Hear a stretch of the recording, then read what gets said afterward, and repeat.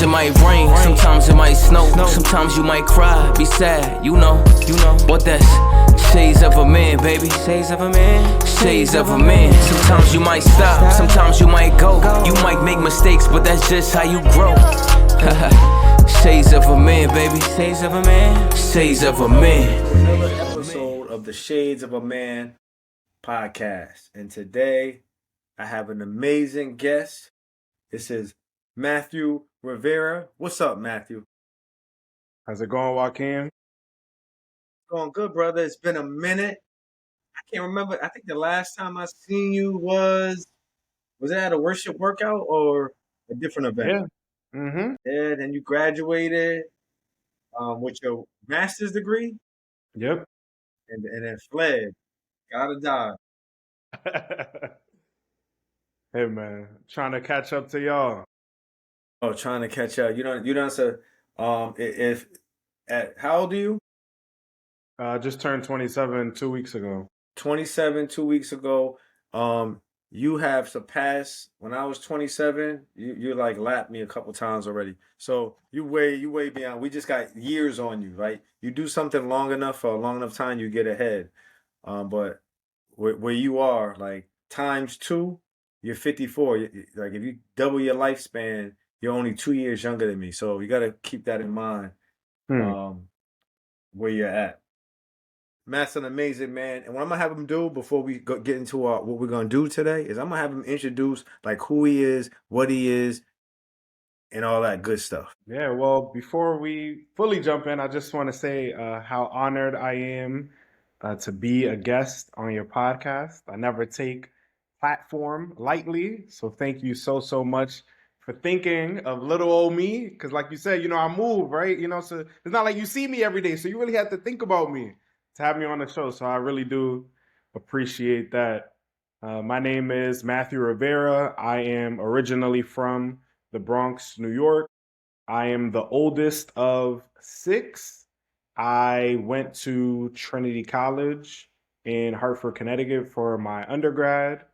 Just graduated in May with a Master of Divinity from Yale Divinity School. And I currently serve as a national coordinator for healing and transforming communities at American Baptist Home Mission Societies here in King of Prussia, Pennsylvania. So your boy went from the Bronx to the burbs. I'm in the suburbs of Philly. I'm really excited about just this season of life and, continuing to progress and level up as it pertains to manhood. I like that, and so I'm learning as we go along. I didn't even realize because when I met you, you were already at Yale, so I didn't even realize that you went to Trinity. We did discuss the Bronx because as you know, I lived in the Bronx.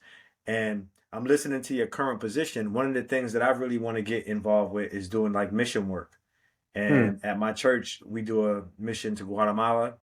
Then we do a medical mission to Guatemala. They're at a mission currently to Peru. And so definitely think of me in those ways. That's something that I'm really that I think I need to devote my life to is I give a lot, but that giving is so different. Like that giving to other continents, essentially, in many Absolutely. cases. So we're gonna get into why I brought Matt on the show. A year and a half ago, Matt and myself wrote manhood monologues, and we presented them live. And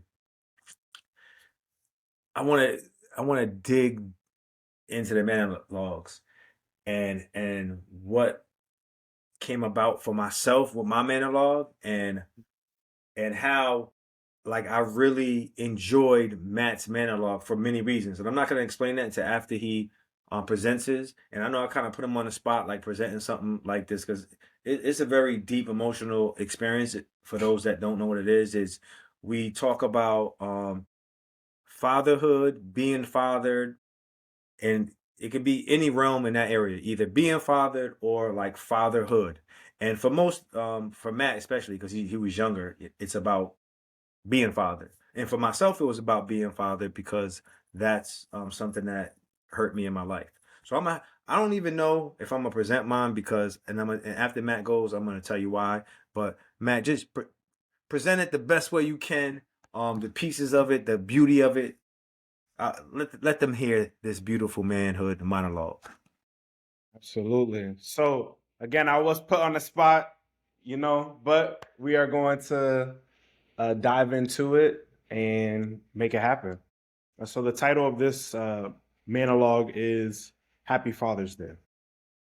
Happy Father's Day, Dad. In my 21 years of living, this is the first time I ever get to tell you this. As I'm typing, I find myself thinking and deleting because I want this one to be perfect. I'm fitting it all into however many characters Instagram allows. Questioning myself though, why now? Why do I feel the need to make up for all the I hate yous, the I don't cares, the why didn't you ever come back, the uncertainty, the pain, and as of 1 year ago, the forgiveness? I ask myself, what's different this time around? I always told myself that you walking out of my life never made a difference, and quite honestly, it didn't. Because I was a kid and I had a mom who did everything in her power and then some to make sure that I would grow up into the man that I am today. However, during the past few years that I've been transitioning into manhood, not having you in my life has been rough. I've grown to understand that there are certain things that men can only learn from other men. It's all good though. I've outsourced those gems. Just recently, I learned that you walking out of my life has placed every single relationship in a spirit of fear. I moved through all of these relationships with a spirit of fear because you walked out of my life despite me being worthy. So because of that, I always feel the need to go above and beyond for others, sacrifice even if it hurts me, and continuously put myself in position to be hurt. Again, because of that fear of you walking out of my life despite me being worthy. So the giving serves as the affirmation I need to alleviate that fear. I opened the door to unlimited access to me way too early because of you. Throughout my life, this has led to me being taken advantage of, giving my all to people who didn't deserve it, and simply being put in positions to be let down. So thank you for that. You know how difficult it is for me to receive feedback and criticism from other men? I've never admitted this, but to this day, it literally either makes my blood boil or makes me feel weak inside because you were never around to do it. So I had to figure it out. I guess you mistakenly taught my family that, to figure it out. I assume that's what you probably told my mom when you walked out. Figure it out. It's funny because the backbone of my success is my ability to figure it out. So thank you. The God I serve specializes in using one's bad for his greater good. I never got to thank you for those 2 completely random days you magically popped back into my life. Maybe you left again because it was overwhelming. Maybe you left again because you were afraid. Maybe you left again because you didn't have the father. Maybe you left again because you were afraid of the pressure of having to make up for all that lost time. Maybe you left because you were afraid that you were going to serve as my emotional punching bag as I jabbed and jabbed until I even considered building a relationship. Maybe you didn't love me. Maybe you never cared. I say this all to say, I no longer question you. I accept you wherever you are and whoever you are. You're still my father, and that will never change. I forgive you. I've learned that you can be critical and angry about the things you love. So here's my first time also saying this. I love you. You will never understand the power you've given me to say all these things publicly. And just know, if you ever try to come back, I welcome you with open arms. Why? Because I'm man enough to not walk out like you did. Thank you. I gotta give that an applause. I've heard it so many times because we practiced and practiced. Then I heard it live, and each time I hear it is still profound to me. And my manhood monologue was about my father as well. The difference between me and Matt is Matt's 27, I'm 52, and I carry the burden of the pain of my father until my late 40s Hmm. when I started to forgive him.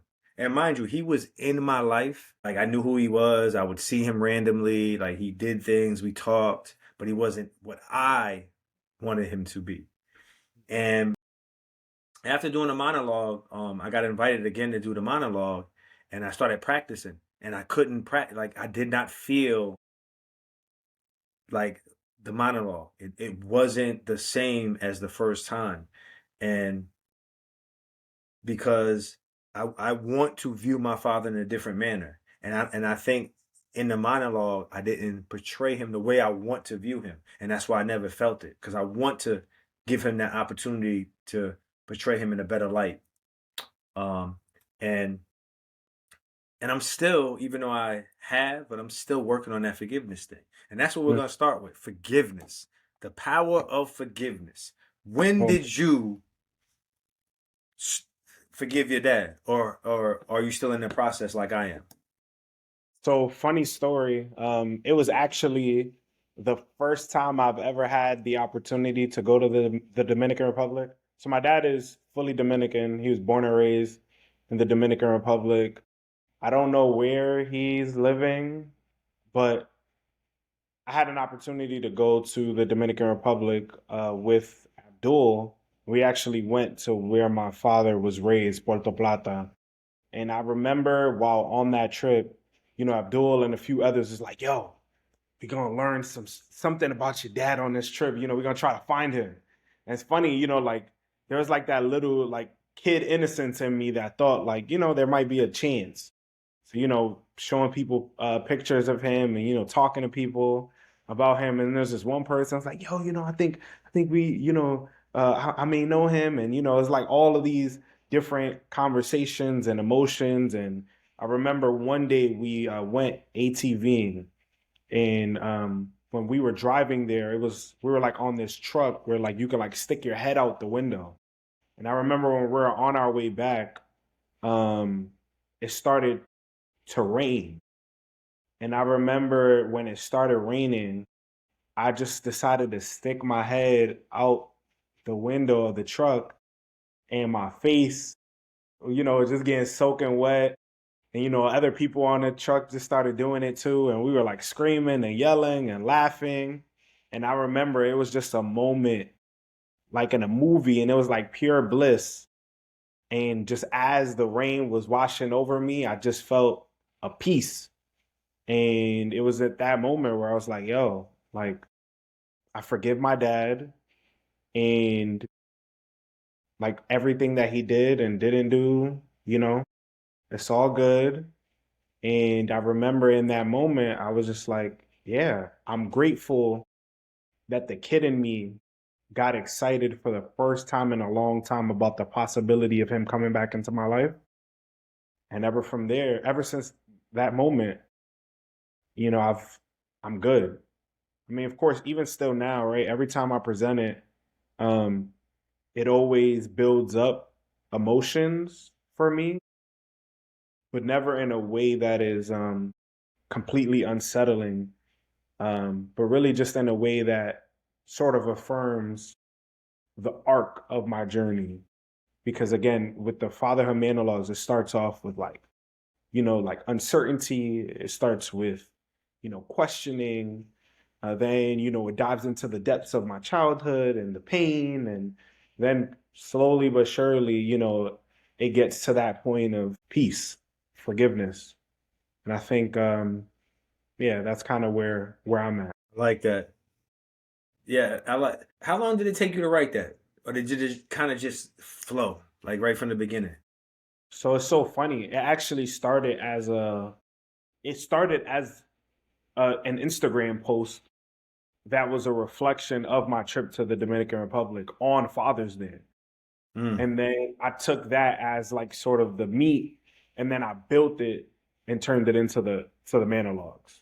So it probably took me like it really took me a day, because again I had the frame, I had the thoughts, I had that experience, and then I just built on it from there and just like really poured my heart out. And then yeah, and then I just started practicing it and tweaking it so that it was ready for public consumption. That's amazing. So we're gonna dive in a little bit of what life was like living in the BX, the Boogie Down. What part of the Bronx? So I lived off of Gun Hill and off Gun Hill Road Mm-hmm. in the Bronx. You familiar with that area? So that Yeah, was I my lived neck of the woods. for a few years of my life too. Okay, By and I'm hospital, from Montefiore Hospital. and I'm from Mount Vernon. So my first 10 years of life was Mount Vernon and the Bronx, and those years were with my father. Hmm. And they, as a child, it was a wonderful thing because where I was from, not many kids had their dad. Like I was like one of the few. So Mm-hmm. when my dad would come to the projects and whistle, I knew his whistle. My boy, we better go, your dad, and that was like, it was cool. My dad pulled up on his motorcycle. That was cool. He pulled up in his car. It was cool. It was like so excited. And what I didn't know was some of the things and the experiences that he was putting me through weren't good. But Hmm. I'm a kid. I'm not supposed to know that. Mm-hmm. But Mm-hmm. talk to me about what it's like growing up in the Bronx, which I know, and people. Bronx is the city to the fullest. It's one of the five boroughs. It's the city to the fullest. It could be dangerous. It could be it could be everything. I think it Mm-hmm. could be love. It could be hate. It could be violence. It could be a lot of different things. What was that experience like? Being without your father or not? Like, what was it like? Yeah. Yeah, it was a very interesting experience. So I grew up in the West Bronx. I grew up off of Burnside Avenue on the 4 line. So I lived on University. I lived right across the street from, our neighborhood park. Grew up in the, NYCHA, so Housing Authority apartments. And for a good share of my childhood, we lived with my grandmother. So it was me, my mom, my siblings. Yeah, I mean, the Bronx really taught me how to live and how to make it, how to hustle, how to grind, right? They say you can make it in New York, you can make it anywhere. And I really saw a breadth of so much.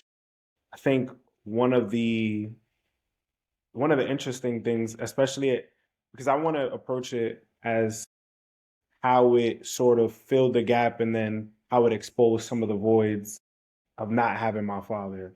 I'll talk about like how I tried to fill the gaps first. In my neighborhood, we had, a lot of dudes, right?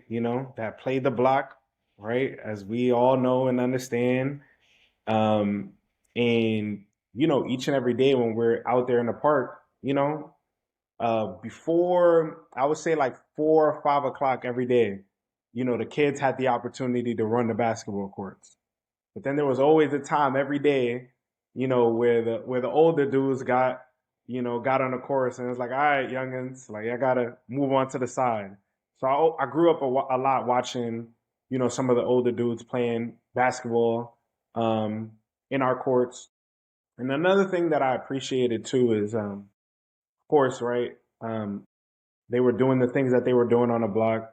And I won't dive too much into the details around that because a lot of us know and understand what life is like, in impoverished communities. But one of the things I always appreciated was that they really tried their best to make sure that we had no conflict with the people that we grew up with on the same block. So whenever we as kids, would get into, fights or get into heated arguments, they would always try to make sure that we would talk to each other and really try to hash things out, right? Because in my neighborhood, um, the consistent sort of community was called UMOB. It's called United Mind. The full name of it is the Fraternal Order of the United Minds One Body. So really there was that sense of community that they were trying to build and they were trying to instill in us as well. And yeah, like in the block, I always felt like I could do anything because there were so many of those dudes who, just wanted to see me make it and wanted to see me be great. Right. I remember even when I went off to when I had came back from my high school graduation, there was so many dudes on the block that was just cheering me on and whatnot. When I had came back post college, a lot of them cheering me on, and even still to this day, a lot of them follow me on social media and whatnot. And I appreciate how they always saw that I was different and never and always tried to push me to do better and want better and become better. So I guess that's one way in which I've at least learned to spin living in a not so great neighborhood into a positive. Another way though that it really did expose how I was lacking in terms of a father. I remember when I was in first grade, I had my first male teacher, and his name was Mr. Leach. And every day I saw Mr. Leach, I used to hug Mr. Leach. And I remember one day, I can't remember if it was a teacher or I can't remember who it was, but someone was like, yo, like, you're not supposed to be hugging other men. Like, you can't do those kinds of things. And as a kid, I never understood what it meant. But like growing up, as I reflected on that, the reason why I was so excited about Mr. Leach and having him as a teacher was because that was a male role model figure who was fully living out a positive life. And that was something that I didn't necessarily have. Um, and I guess that sort of that desire for male relationship was something that continued to progress throughout the course of my life. And I think that's why even now, right, as you see, right, I have a lot of mentors now. And I'm always with men who are so much older than me. And I really think it was birthed out of that first grade Matthew growing up in the Bronx, not having, the best positive male role models and wanting that void to be filled. So yeah, I'll stop right there because I know I just shared a lot in just that. That's good stuff. It's good when you can recognize how you tried to fill the gaps and where they were lacking and how important that is for us. I too had when I moved from the Bronx. So to your point, I'm gonna stop. I'm gonna put this in order. So what Matt was saying about like the neighborhood. So when I moved from Mount Vernon to the Bronx, it wasn't till I was about to leave 2 years later that I was actually accepted in the Bronx because like I was an outsider. And see, the neighborhoods and the cliques were already established. So even at 8 years old, it was just like everybody was always apprehensive. And I had an older friend, Deshaun. He was like 3 years older than me, and he had to take me around because our parents were friends. And so he didn't really like it. And they used to, and then he would have to protect me because he let me get jumped one time, and then they had to make sure that I was protected because and that's how the communities are. Is very tight knit, and you watch out for the people on your block, in your building, in your community, and that is one of the, I think, very, like you said, positive thing about the city because it does have loyalty within it. Then the second point is when I moved to Greenwich, Connecticut, my first black male teacher was Mr. Brooks. And I was so bad to him, like in the beginning, because it was just after my father had left and I was angry. And it was like he was like the only person I felt like I could take it out on. And I was a bad student, and he kept trying and trying, and it like hit me like halfway through that he really cared about me. And that became my favorite teacher. When I graduated elementary, that's who I went to see like consistently. And I don't remember the hugging part. But now as an adult, and as you know, like when I see you next time, I'm gonna hug you. Mm-hmm. And as you become a man and you're comfortable with your manhood, like when you see your friends, you hug them. Mm-hmm. And it's not like all the time like a bro hug. Sometimes it's like an actual genuine hug. And I think that's important for men. And I think even like my father wasn't a hugger like that, but my grandfather was. And I don't know their traumas or what he went through, but I think it's important that we do hug more in this world. When so the relationship, so you with your mom's is your grandfather around? So it's all women and you in your Yeah. household? The my male grandfather, I didn't grow up around him. He moved to Allentown, Pennsylvania, and he died about a year ago. And then on my paternal side, I never grew up with my father, so I never had my father's father either. So and of your siblings, how many females to males? Is there like a ratio? Like who's It what? was all boys when we were growing up, and now I have a little sister as well. But my So my little sister was born my sophomore year of college. okay, so and you're the oldest boy. Hmm. So do in hindsight, looking back, were you the lead, like knowing what you know now? Were you the leader for your younger brothers that you would be again if you could repeat it? Oh yeah, absolutely, That's great. absolutely. Yeah, they were all they were always looking up to me, watching things that I was doing. So I always knew I had that sort of chip on my shoulders. Um, I'm the first in my family to go to college and graduate from college, and I was primed that way from a very young age. So it was always like all eyes on me. Was there ever a point where you had a goal, but like you were going left? Because I know, like I've had a lot of positive people that I knew that were trying to go straight, but circumstances and comfort zone, like I'm comfortable, I'm going left a little bit, and I'm like I'm a getting caught away from throwing all this going straight away. Was there a Hmm. time where you started to stray and you like Yeah, so it's funny. I had that moment very early in life. It was when I was in sixth grade. I had that sort of aha moment. I was not doing well in school. And I remember my mom came into parent teacher conference. My teachers was lighting a fire up under me.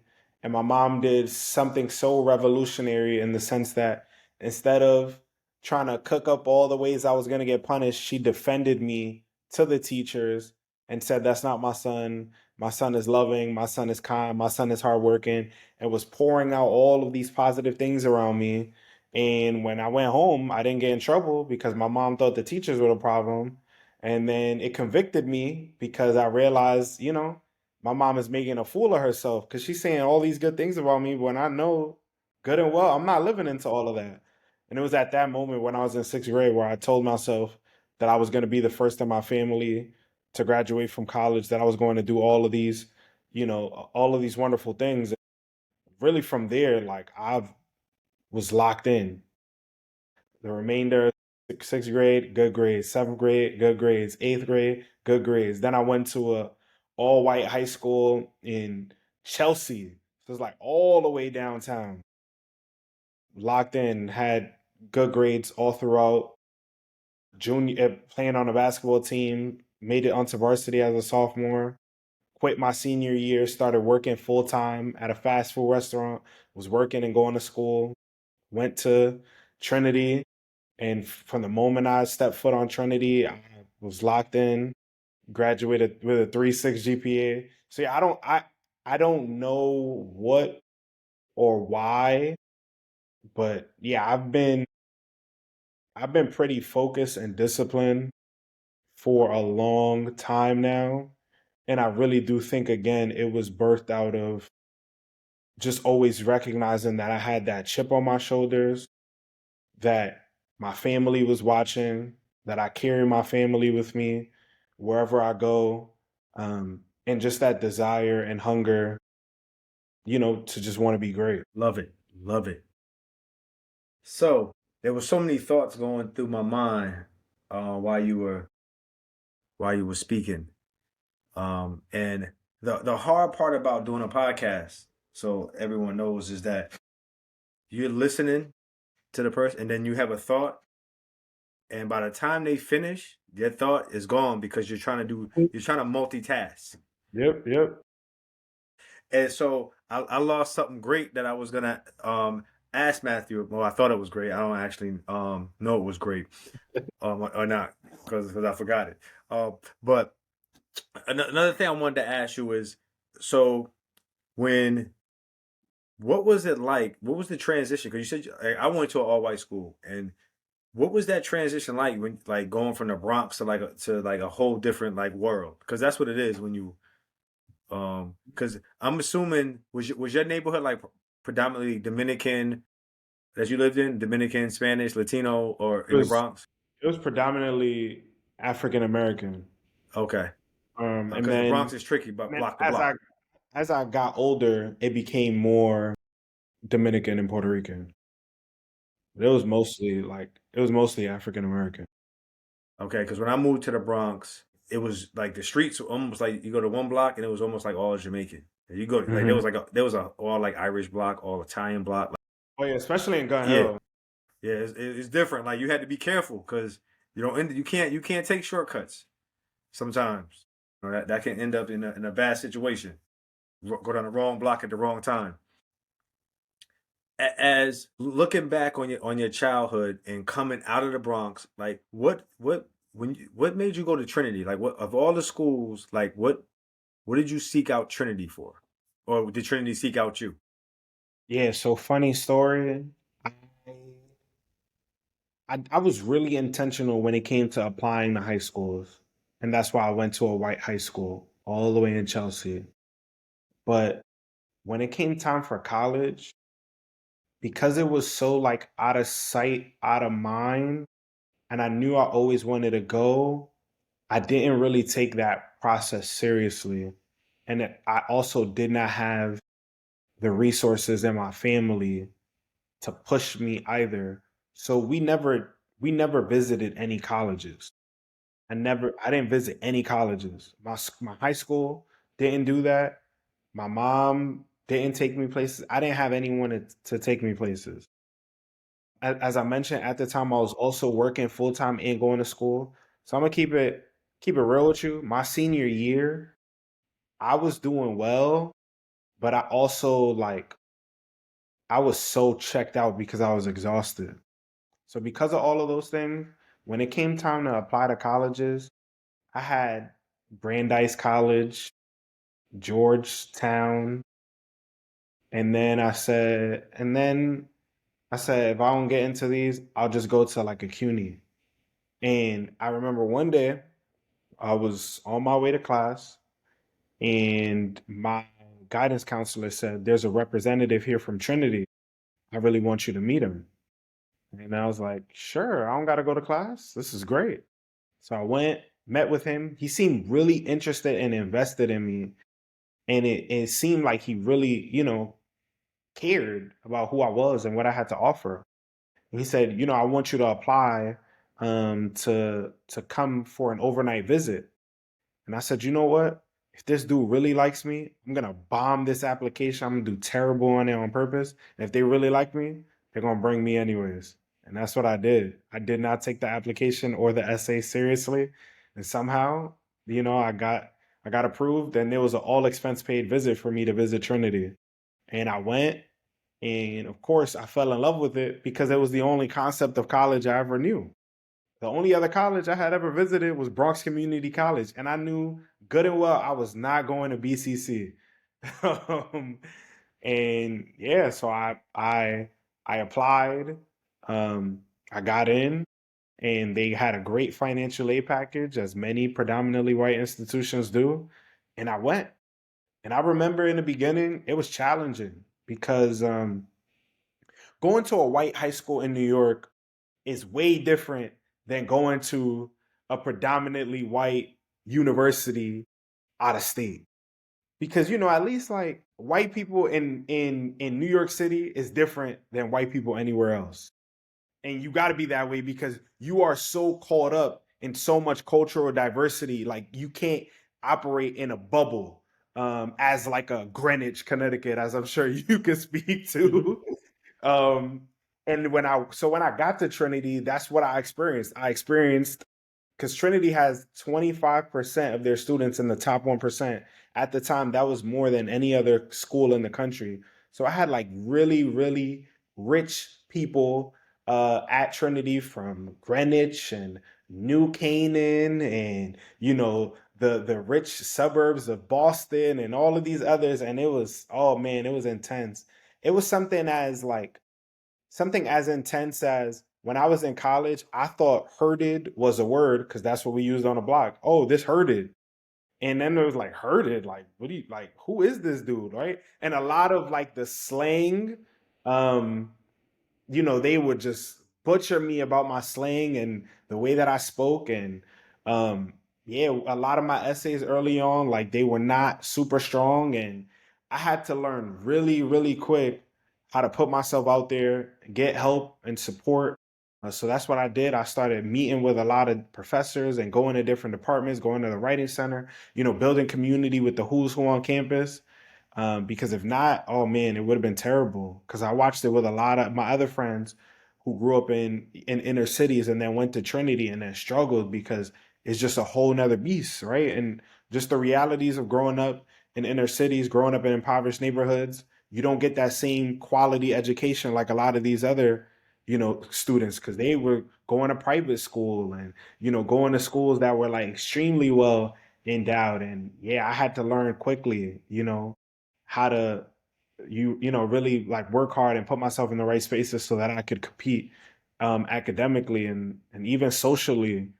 It was not the easiest either, but I'm thankful that there were programs that existed while I was at Trinity that really did help me to build that community, and that's why I was ultimately able to flourish. But it was definitely really, really challenging, a major culture shock. And, I'm grateful for it now that I'm on the other side of three predominantly white institutions now, because now I think I'm finally in the place where I know how to code switch and remain integral to my own identity. And I remember there was a part where I was at Trinity where was giving up so much of myself to try to sound proper and, fit in these spaces. And I think now, like, I'm finally like free and I'm just me.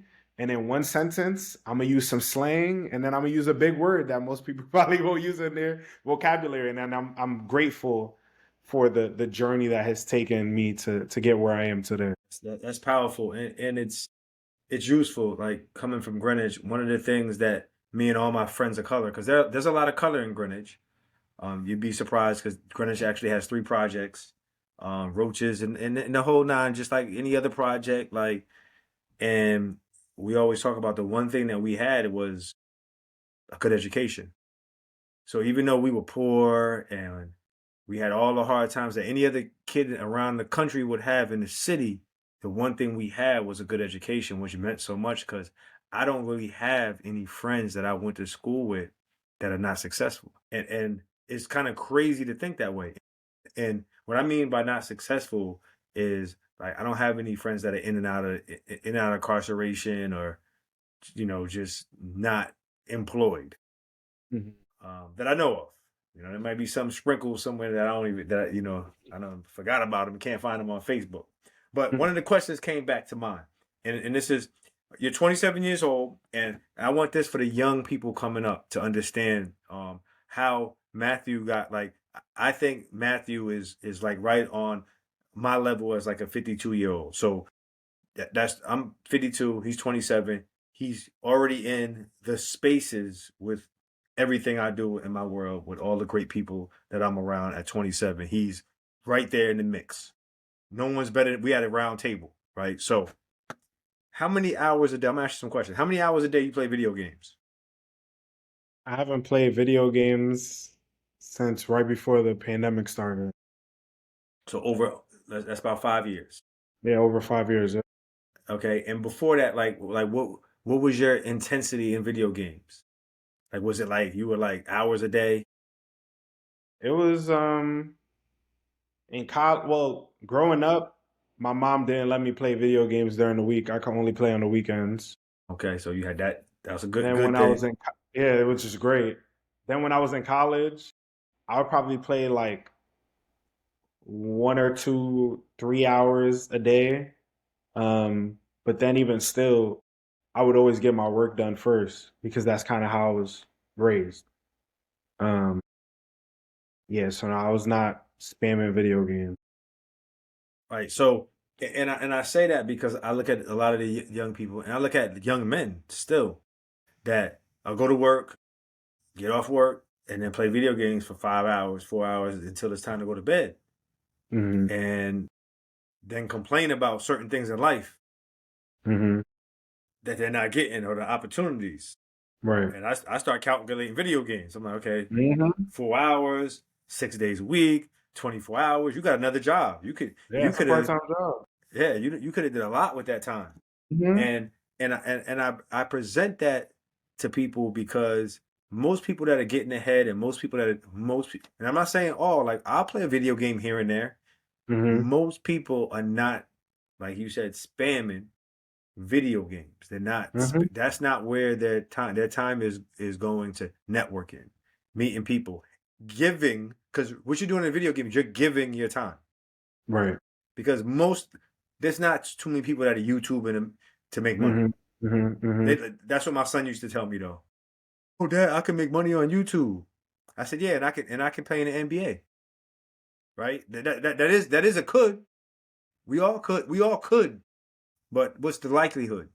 And so I point that out because I want people to really, when you want something in life, you have to recognize the things that you're doing that are preventing you from getting it, and the things that are going to help you get it. Hmm. And I don't think video games are going to help you get a lot of places that you want to go. Hmm. Just saying.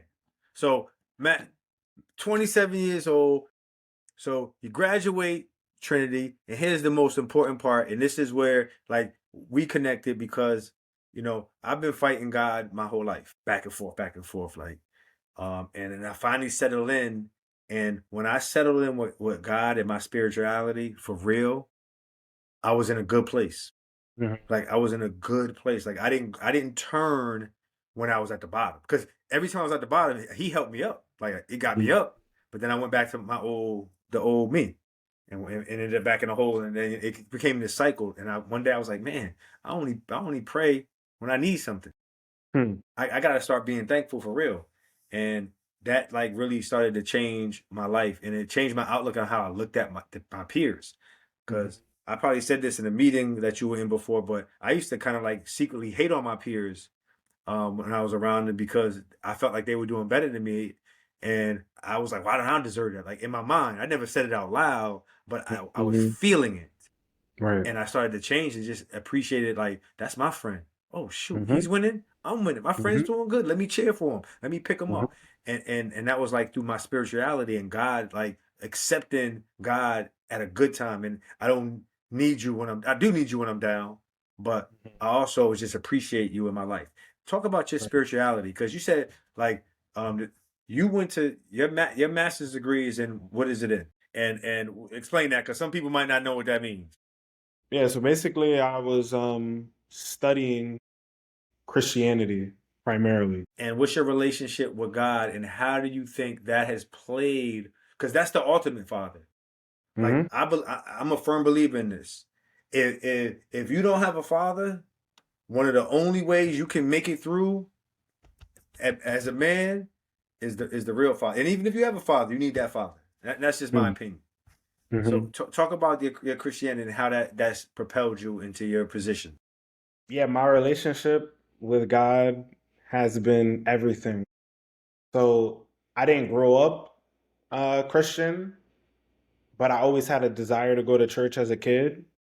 And when I was in high school, I was, with this girl, and she was like, "Well, if you want to be with me, you gotta go to church." And I was like, "Bet, been waiting for this my whole life." Started going to church, and then when I went to college, fell off. Then my sophomore year, I met who is now, a spiritual father to me, uh, Pastor Trevor Buford. And after that, he really started getting me integrated to church, being a man of faith. And if you look at the course of my life, my success peaked the most when my walk with God grew the deepest. And I think it has been critical to who I am as a man, because as I've grown deeper in my walk with God, I've been able to see sort of God's hand at work in my life. It's helped me to heal from a lot of things, including the relationship and lack thereof with my father. It has helped me to enter into a deeper level of discipline, right? Because discipline was all fun and games growing up because I didn't really have much to lose, right? But now I do, right? I have a fiance, right? I have my own apartment now. I have a car. I got bills. I have a job. I have all of these different levels of responsibility, right? Before I had a business, right? I had students that I looked over. And it was really my relationship with God that really helped me to be a good steward of all of the many blessings and responsibilities that God had placed in my life. I think in addition to that, it has helped me to really establish myself as a man with good values, with integrity, um, and really present myself in a kind of way that, opened a lot of doors for me. It's interesting in the sense that a lot of the things that I have is because the people in my life open doors for me. And I know we like to say it's not about what you know, it's about who you know. Who you know, this is what I say, who you know may get you in the room, but what you do is what will keep you there. And when I think about that as it pertains to my relationship with God, God was doing a lot of internal work with me to prepare me for the places and spaces and the doors that was being opened for me. There's a pastor, the Reverend Dr. Jerry Carter. He once said, the scary thing about your gifts is that your gifts will place you into rooms where your character is not ready to sustain you. And when I look back over the course of my life, I'm grateful that while the gifts of speaking, the gifts of networking, the gifts of working hard, while all of these gifts were placing me into different rooms and blessing me with different opportunities, it was the character work that God was also simultaneously doing inside of me that prepared me for all of this. Because let's be real, right? With some of the places that I've been able to go, some of the experiences that I've been able to have, there are other young men who get opportunities and things like this, and then they crash out. They get caught up doing some nonsense that they're not supposed to be doing, right? They get caught up in some drama, with women and with all of these other temptations. But I really am grateful again, while God was progressing me and leveling me up, God was also anchoring me so that none of these things could really overtake me. So that's why, regardless of the rooms and the opportunities and the doors that God has opened, I continue to remain humble, keep my head down, and work hard because I recognize that at the end of the day, this is all because of God and God's grace and God's mercy over my life. It's not me.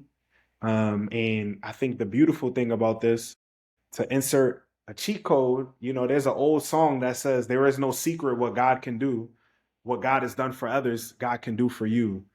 So I also think my story is a testimony in the sense that my greatest cheat code to life is not something that you need to purchase. It's not something you need to buy my ebook for. It's not something you need to sit in a workshop for. It really does start with developing a relationship with God, and allowing God to do that work within you. Integrity. You said a word, integrity. And what I've always respected almost from the very first time I met you was that I felt like you were a man of integrity. The way you carried yourself, the way you talk. And then as I got to know you, I was like, wow, this is like I have the most respect for men who are men of God and men of the word. Because I always haven't been that Mhm. for myself. And I also understand how difficult it is to really have true integrity, to always do what you say you're gonna do. It's hard. And people like some people think like, oh, it's so easy, just but Mm-mm. it's not because somebody see that's what I always tell myself now to really keep myself on. I know like I hate lying to myself. I can't lie to myself no more. And when I do, I like when I start to lie to myself, I start like fighting myself. And you can't lie to God. So no matter the two people that are the most important to yourself, for me it's God and myself, right? Those are the first two, and everything else comes next. I can't lie to them. They're gonna know. So if I'm lying to myself, imagine what I could do to somebody else. Mm-hmm. And that integrity is of manhood. And if more men and people were just honest with themselves first, the truth will always come out. Mm-hmm. And I respect that so much in you at your young age to really think about that what you said about being in spaces. Like I believe God prevented me, and I was like God, not the opportunity. Like I probably deserved the opportunity by what I did on paper, but God was like, oh no, Mm-hmm. you ain't going there. You go there. Everything else is never gonna happen. So when you ready, I'm gonna put you in there. I don't care if you're 66. I'll give you that, but you got to be ready first. And it's certain people and certain things are protected by God when He favors you. And I truly believe I'm favored in that realm because there Mm-hmm. was places that I wasn't allowed to go that I didn't get an opportunity to go because I wasn't ready. That when I got an opportunity to go, I was like, oh, this is Mm. why. I know why now because I got lust issues. You at 22, you put me in here. Mm. Yeah, it would have been over. So we got to come to a close. You know, I could talk to you all night. It's been a long time. I want to Salute. dig into like what's going on in your life down there, but we can't. I wrote a couple of questions to close it out. I don't know which one is the best. I want you missed this because you weren't at the men's conference this year. Mhm. We did something called Speak Life into a Brother. Mhm. Hardy. You know is that his last name? I think Hardy. Yep. Warren. He brought that up, and I use it on the show sometimes because it's just powerful, man. But I Mhm. want you to speak life, um, to the son inside yourself. Like, what would you say to the son inside yourself? Like, speak a life and speak life into someone who is growing up without a father and they need guidance. So I want you to speak life into two people. It's like speak life into the son inside of you and his best friend. There you go. Mm. Like, what Oh would you man, say this to is them? deep. Oh man. You only Well, got 2 minutes too. yeah, so I would say, Matthew, you are definitely worthy of being loved. You are more than enough, and you do not need to achieve anything. You don't need to aspire to something in order for you to be worthy of it. Just as you are good enough, and I love you, and I am so proud of you and everything that you have been able to navigate and make it past in order for you to grow up into the man that you are today. So please be sure to smell your roses while they are in bloom. Don't get so caught up in the grind. Don't get so caught up in what is next that you do not enjoy the fruit of your garden while it is still ripe.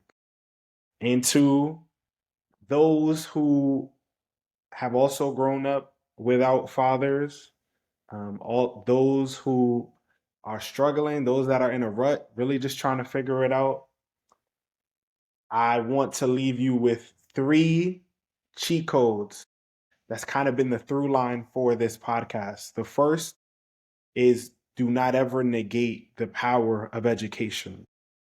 In a world where there is so much that is continually seeking to be done to strip you of liberties and freedoms, one thing that people can never take away from you is education. And I truly do believe that it is the great equalizer, regardless of where and how you grew up. So please, please, please do your best to find education so that you can continue to progress and grow as a man. The second is community. There's an African proverb that says, if you want to go fast, go alone. But if you want to go far, go together. I think one of the greatest myths to manhood is thinking that you need to get it out the mud and do it on your own and take no handouts. All of that is nonsense. It's not true. I am a product of handouts and hand-me-downs, and not just familial, but even from men who I didn't know from a can of paint who opened doors and made ways for me. So please, please, please find community. And then finally, if you want to be a man of integrity, I think before you become integral to yourself and to others, you got to humble yourself. You have to sit with yourself and be able to name the things that you are good at and the things that you need to work on. You need to be able to name the areas that you need help and the areas that you need support, and continue to navigate all of your relationships, even with other men, with a posture of humility. And remember, humility is not a sign of weakness. It's actually a sign of strength. To be able to know and understand your power and be able to hold your tongue and assume a lesser position for the sake of learning, and sitting at the company of other great men. If you can walk into that posture, especially as a young person, it's a major game changer. Because too often, a lot of us young people think we know everything and that we got it all together. And that's why we miss out on some valuable, valuable, valuable lessons. So that's what I'll leave with you all. Whew. I'm taking some of those. Wow. Once again, a guest that I could truly call a friend, someone who is in the mix, in the circle with myself and many other great men and women as well. It's just amazing. Like sometimes we take for granted the greatness that we have within around Hmm. us.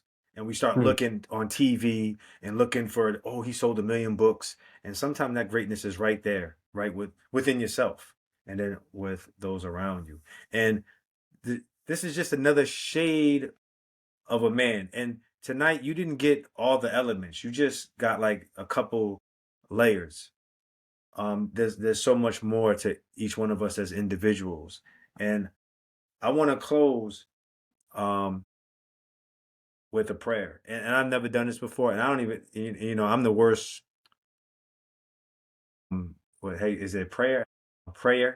I'm the worst prayer ever. But I'm gonna go ahead because I put him on the spot, and I'm gonna end this first podcast I've ever did with a prayer, just because I just like sometimes just God just puts things on you when He's just putting this on me, and Um, I just want to thank God for the opportunity to sit with another God fearing man and present manhood from a different angle to the world, present life because we talked about education. We talked about school. We talked about transitions. We talked about finding ourselves tonight. And God, none of that would ever be possible without your hand on us. Thank you for bringing Matthew into my world so that we could bring him here to help the world, because that's what we're doing. We're helping the world. And then I gotta end right with saying in Jesus' name, amen. Amen. And Amen. thanks again. Matthew, are you preaching somewhere soon? And is there a place people No, can I'm come see you? not. No? Oh man, I seen him Let preaching. you He's know I'm amazing. preaching again. But if you look up Matthew, if you search Matthew Rivera, I'm sure you can find Matthew Rivera. I'm sure you can find him on social media sites and check out his stuff. He does a lot of good stuff. And we are out. Yes. Thank you so much, Joaquin. I appreciate it. Yeah. Sometimes it might rain, sometimes it might snow, sometimes you might cry, be sad, you know what that's shades of a man, baby. Shades of a man, shades of a man. Sometimes you might stop, sometimes you might go. You might make mistakes, but that's just how you grow. Shades of a man, baby. Shades of a man, shades of a man.